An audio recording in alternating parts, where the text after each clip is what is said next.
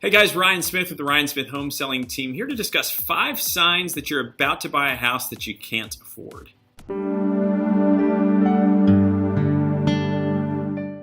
Hey guys, Ryan Smith with the Ryan Smith Team here just to catch up and discuss 5 signs you're about to buy a house that you cannot afford. So oftentimes we're working with a buyer and we're helping guide a buyer in their home purchase.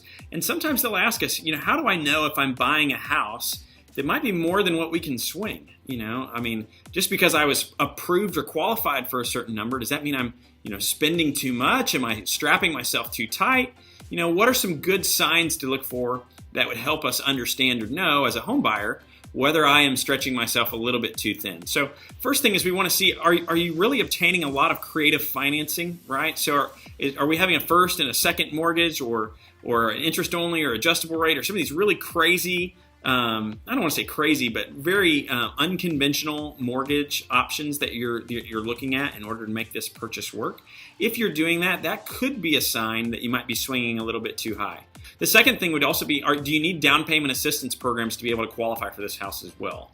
So if the purchase price or the sales price of the home is so high that coming up with the down payment is going to be very difficult for you, then that could be an indication that you might be spending a little bit too much money right now, and that potentially you should wait to purchase a place. Another thing would be, hey, if on a monthly basis you have just enough money to cover the payment, and you're already anticipating it's going to be strapping you pretty tight, then that could be an indication that there's an issue, right? That you're spending a little bit too much and then squeezing the budget a little bit too tight, right? Additionally, if you're having to borrow from a retirement account, so if you've been setting money aside for retirement and the only way to make this mortgage or this purchase work is to go in and borrow money from your retirement account, that could be an indication that there's an issue here. And then the last one, and potentially even the most important one, is if you feel a sinking feeling. So if you feel this feeling when you're purchasing the home that something's just not right, that it doesn't feel right, or if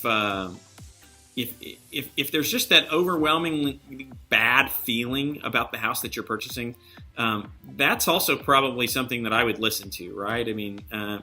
Certainly we want to help you purchase a house, but at the end of the day, you need to be happy with the house that you purchase much more than we do, right? As I tell people when I sell their house, it doesn't matter what Ryan thinks. You guys have to live with whatever you sell your house for or whatever you buy your house, whatever house you choose, you have to live with that.